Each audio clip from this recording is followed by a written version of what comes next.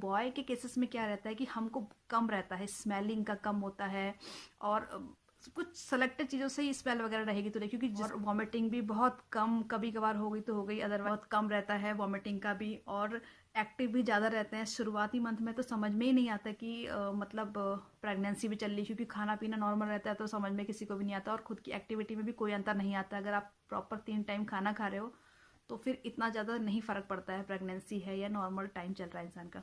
जो पेट होता है ना वो बाद में बाहर को आता है। गर्ल के टाइम पे जल्दी आने लग जाता है पेट बाहर को, और बॉय के टाइम पे वो आराम से, मतलब 5-6 मंथ्स के बाद समझ में आएगा कि हाँ ये प्रेग्नेंट है, अब अभी स्टमक, अब टमी आने लग गई बाहर को। और गर्ल के टाइम पे थोड़ा जल्दी से समझ में आने लग जाता है, और मोमेंट भी बाद में ही समझ में आते हैं। मोमेंट वगैरह भी शुरुआत में नहीं, मोमेंट भी बाद में समझ में आने लगते हैं।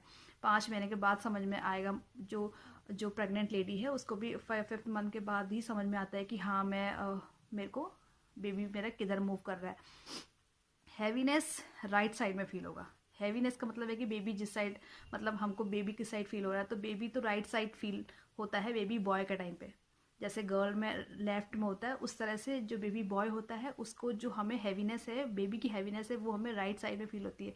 और हमारी जो स्लीपिंग पोजीशन है वो हमारी लेफ्ट होती है। तो बेबी बॉय के केसेस में हमें स्लीपिंग पोजीशन जो है हमारी लेफ्ट होगी, और बेबी स्टार्टिंग से उसको राइट में लग रहा है। जब से भी उसने फील किया है उसको जो बेबी का जो फीलिंग है वो उसको राइट साइड में है, और स्लीपिंग पोजीशन उसकी लेफ्ट साइड में है। और जो लाइन का है, लीनियर निग्रा लाइन जो है हमारी, वो लीनियर निग्रा लाइन जो है वो स्ट्रेट होगी अगर।